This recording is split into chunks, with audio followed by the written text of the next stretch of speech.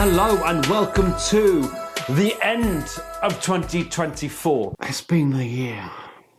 We've had elections, lots of elections. We've had some weather. I suppose you could say you have weather every year, and you'd be right. But we've also had weather this year. We've had football, we've had cricket, yes, again, like most years. Perhaps the real 2024 has been the friends we made along the way. Who knows? Let's get into it. Here are your top 10 posts of 2024 as per the Simple Politics Instagram page. Let's go.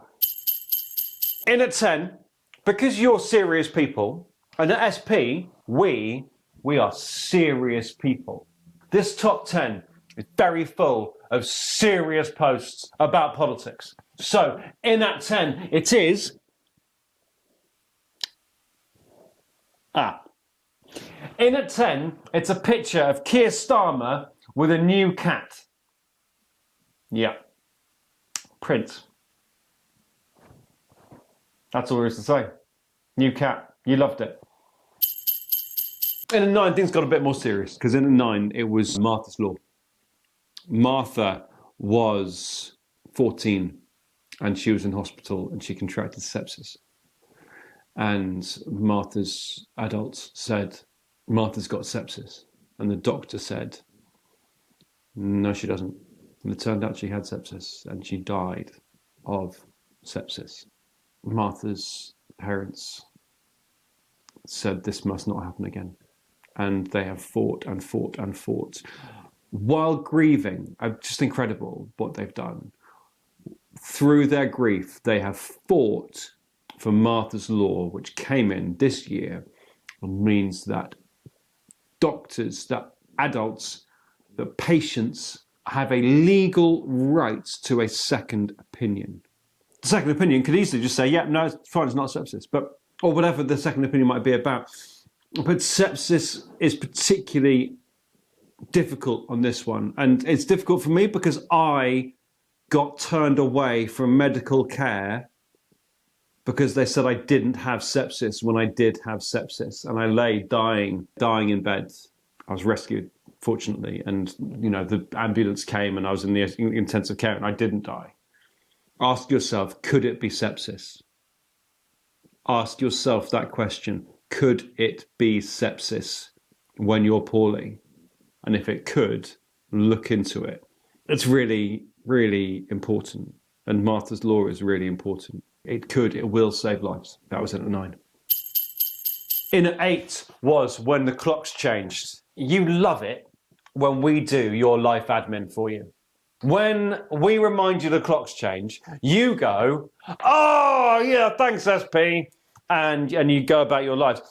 I don't think it matters quite so much anymore. Most of our alarms are like based on our phones these days, I think. If we didn't remind you and you forgot, I think only very few people would wander around an hour out of sync with the rest of the country. I don't think we're going to do this for very much longer. I think at some point the government is going to say, we will never have GMT again. We're only going to use British summertime. There is no reason to plunge us into darkness at 4 p.m. in December. There's no reason to do it, so presumably we're going to stop doing it.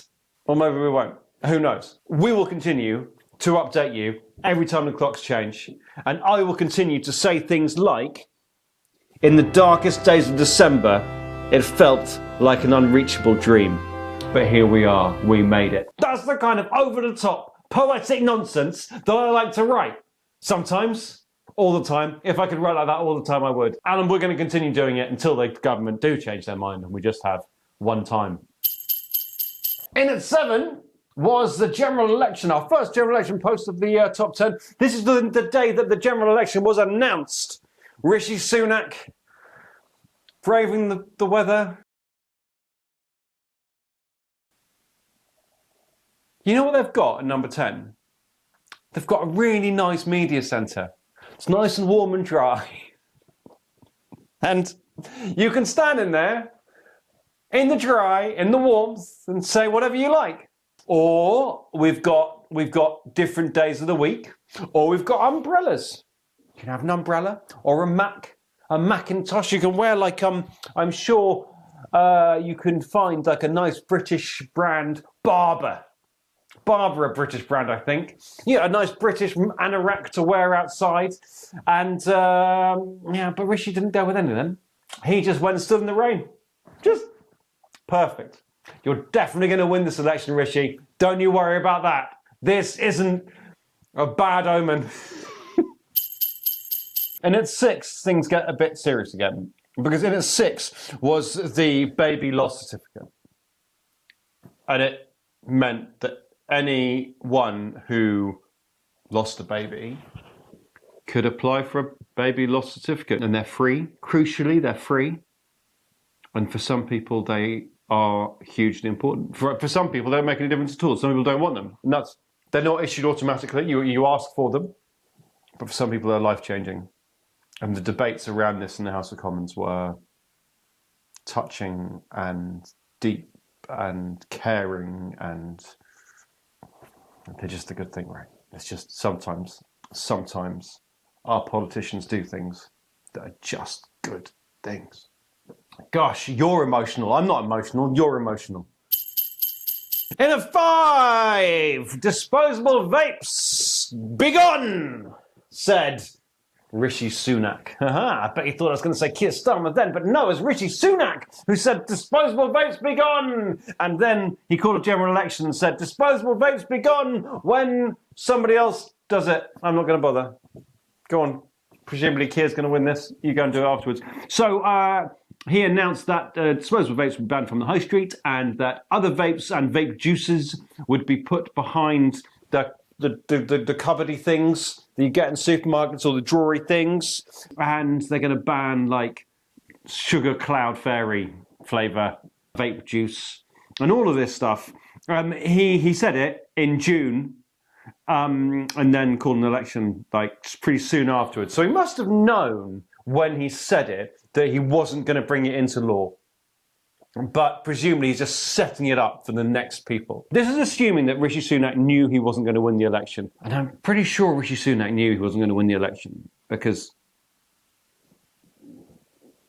he's got eyes. So, setting it up to happen with the next government, I presume. In at 4, pretty soon after the government came in, Jess Phillips, who is the safeguarding minister, introduced barriers, buffer zones they're sometimes called, around abortion clinics so that people going to get abortions aren't harassed, aren't put upon by campaigners or protesters or people who think they're doing the right thing and want to ask them to reconsider their plan to have an abortion. Just a bit of safety. That happened very quickly under Labour. It's in force now. And that was your 4th most liked post of the year. And then in at 3 was the general election results. This is in at 3 because there was lots of general election results posts through the night. I should know, I was up all night writing them. This was the 6 a.m. results, by which time I was quite tired. I think these are the big ones because people were just waking up, people were looking at what was going on. It was really clear how bad things were. What a bad night the Conservatives had had. By 6 a.m. they didn't even have 100 MPs yet.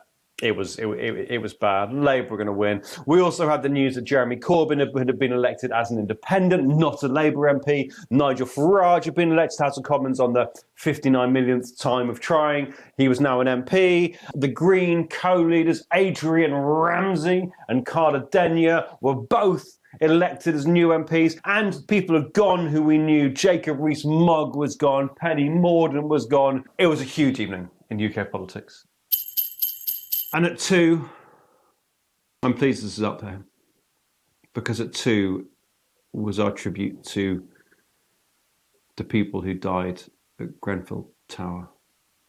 Years later, after the event, the report was published this year. Before the report came out, we wanted to just sit for a moment with the 72 names of people who died that day. And there were photos, if you have a look online. There's photos of them all, because they were just normal people, and they died at home.